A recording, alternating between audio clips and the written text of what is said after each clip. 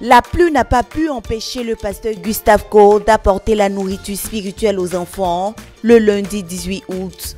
Une nourriture spirituelle axée sur la relation disciple et faiseur de disciples.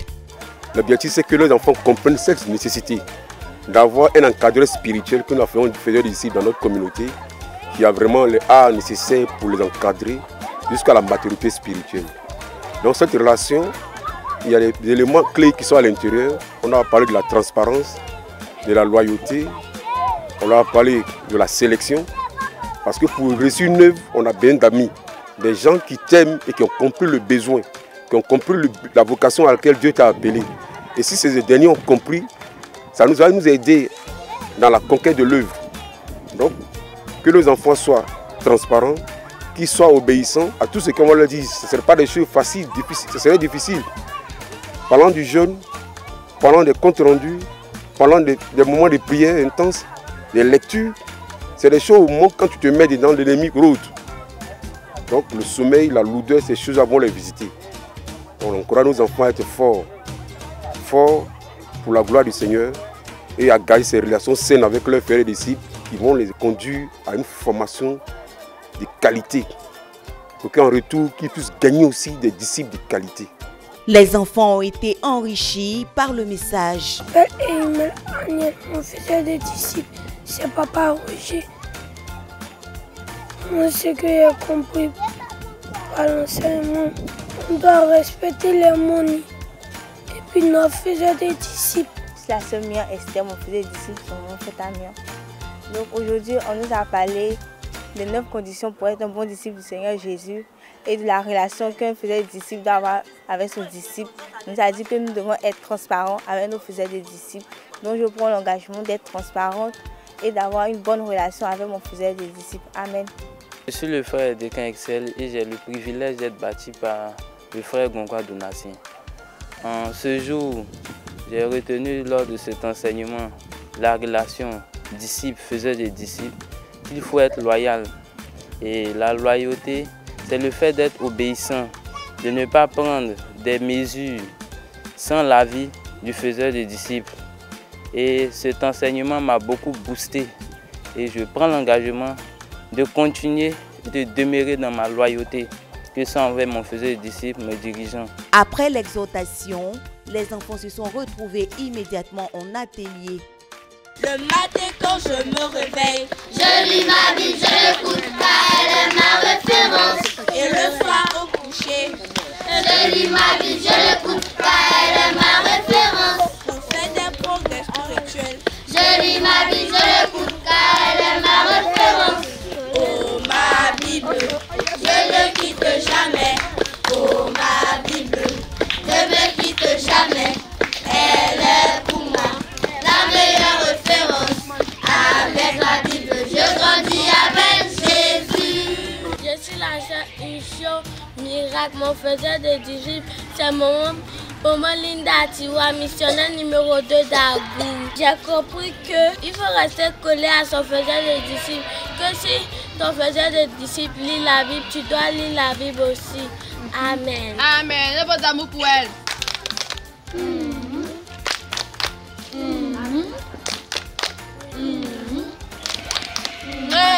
Je m'appelle Chifran et merci Dieu. Mon frère de disciples, c'est Papa Joujou Conte. J'ai compris que pour être disciple, on doit porter des fruits et on doit lire la Bible profondément. Moi, j'ai donné ma vie à Jésus et puis on m'a enseigné. Je viens maintenant, je prends celle-là. Je lui prêche l'évangile et puis elle accepte Jésus. Et puis moi, je l'enseigne. Et puis elle aussi, prends-le. Voilà. Toi aussi, tu as accepté Jésus. Et puis elle t'enseigne. Écoute, toi, attrape-le. Toi aussi, voilà. C'est comme ça. Donc notre vision là, c'est de faire des... Regardez ici. Notre vision là, c'est de faire des disciples. Voici mon premier disciple. Elle aussi, voici son disciple. Toi, où est ton disciple? Enseigner. Toi, où est ton disciple? Voilà. Toi, où est ton disciple? Voilà. Toi, où est ton disciple? C'est lui. Toi, maintenant, où est ton disciple? Toi, où est ton disciple? Toi, où est ton disciple? Voilà. Maintenant, nos disciples, là, ce qu'on m'a enseigné là, c'est ce qu'on s'enseigne. Maintenant, notre enseignement là, c'est pour emmener. Oh, vous me regardez. Notre enseignement, c'est pour emmener les enfants à obéir à Jésus-Christ. Écrivez question numéro 1. Chacun écrit sur sa fiche. Première question. Nous avons eu un enseignement ce matin. Le chrono en marche, 3 minutes pour citer les 9 conditions. Je n'ai pas oublié de mettre tout en note, mais si les 9 conditions. La séparation d'avec la famille. La séparation d'avec la famille. La séparation d'avec le moi. 1 minute. Avec la famille et le moi, oui. C'est ça, vite, vite, vite.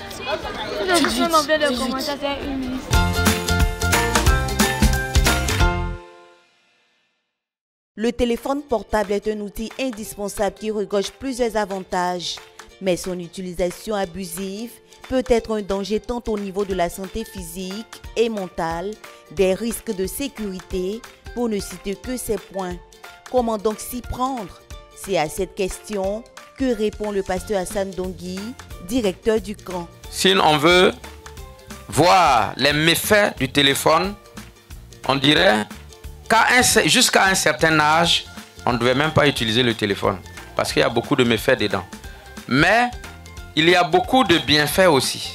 Il faut donc s'arranger ou s'organiser à éviter ce qui peut entraîner des dégâts au niveau du cerveau, au niveau des yeux, au niveau du cœur, au niveau de certains organes comme les reins et autres, et au niveau du temps, parce que souvent on perd beaucoup de temps sur le téléphone, surtout là où il y a beaucoup de vidéos comme les Facebook, les TikTok et autres. YouTube, dans mon téléphone tu vas pas voir TikTok, tu vas pas voir Facebook. J'ai WhatsApp parce que je suis obligé de communiquer avec des gens qui sont loin. J'ai YouTube parce qu'il y a des enseignements dont j'ai besoin. Le reste là, soit je les supprime quand c'est possible de les supprimer de mon téléphone, ou bien je les désinstalle. Parce qu'il y a la capacité de supprimer, il y en a, tu enlèves carrément. D'autres, tu fermes l'application, elle existe à la surface, mais tu ne peux pas avoir d'informations dessus. Tout ça pour éviter beaucoup de méfaits. C'était également une conférence participative. Tu ne dois pas mettre le téléphone près de toi en dormant. Qu'est-ce que ça peut entraîner? Quel genre de maladie le téléphone peut apporter si tu te couches toujours le téléphone près de toi, près de ton cœur, près de ta tête? Ça peut te tuer. Ça peut te tuer. Bien, d'accord. On va expliquer un peu ce qu'elle veut dire. Le téléphone ne doit pas être branché pendant que tu l'utilises. Il peut exploser, c'est ça. Boum! Il peut brûler, c'est-à-dire entraîner des étincelles. Et puis, si c'est le matelas sur lequel tu as mis, allez, le matelas s'enflamme. Quand tu sens que la chaleur arrive, tu es déjà cuit. Ça peut brûler toute la maison. D'accord? Il ne faut pas mettre le téléphone à côté de soi, parce que même dans la nuit, si le téléphone n'est pas éteint, les ondes continuent de fonctionner. Surtout sur Internet. Tu éteins le téléphone si possible. Si tu regardes trop le téléphone, tu peux avoir mal à la tête. Merci beaucoup. Voilà. On ne doit pas perdre beaucoup de temps à regarder le téléphone. Donc, si tu perds trop de temps sur le téléphone, à la longue, tu peux avoir des problèmes de vision. Tu peux même perdre la vue. Merci. Le téléphone peut diminuer ta foi chrétienne. Comment ça? En ne lisant pas la Bible. Oui. En ne priant pas tous les matins. C'est ça. Et de partage d'expérience. Et j'ai une expérience avec le téléphone portable. C'est qu'avant de donner ma vie à Jésus, j'étais ce qu'on appelle un cybercriminel, j'étais un brouteur. Et généralement, je travaille avec mon téléphone. Donc j'avais une certaine maîtrise du téléphone. Et écoutez bien, dans cette activité-là, je me faisais passer pour une femme. Donc j'avais ma manière d'échanger avec mon interlocuteur. Vous entendez, non? Tu ne pouvais même pas imaginer que c'est avec un homme que tu es en train d'échanger. Et j'avais un autre téléphone qui transformait ma voix. Donc, quelqu'un peut m'appeler. Moi, je suis derrière le téléphone, mais la voix qu'il entend, c'est la voix d'une femme. Donc, voici un aspect aussi négatif lié au téléphone portable. Pour éviter que ce type d'incident arrive aussi à nos jeunes frères qui sont là. Le téléphone a vraiment beaucoup de choses camouflées.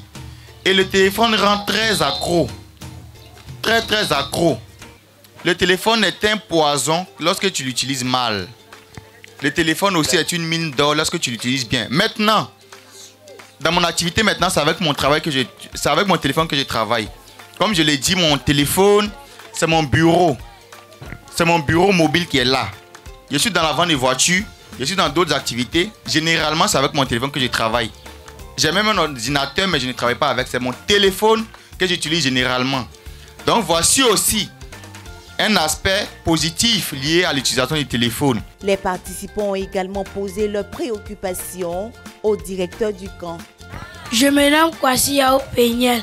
Moi, ma question, comment pour ne pas être influencé par le téléphone? Le téléphone est utilisé pour beaucoup de choses. On l'utilise facilement pour téléphoner, appeler. Si tu ne veux pas être influencé, ça veut dire que tu ne peux pas utiliser le téléphone. Maintenant, comment ne pas être influencé négativement? Il ne faut pas prendre le téléphone sur une longue période. Le téléphone sera désormais utilisé à bon escient.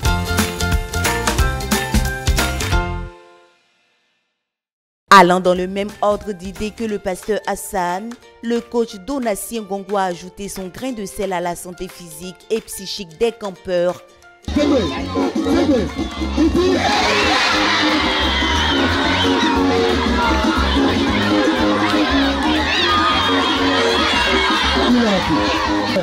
On encourage, on encourage, on encourage, on encourage, on encourage.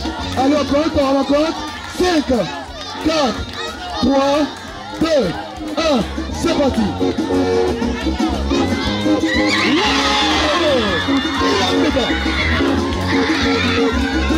Il a marqué. Sur la tête.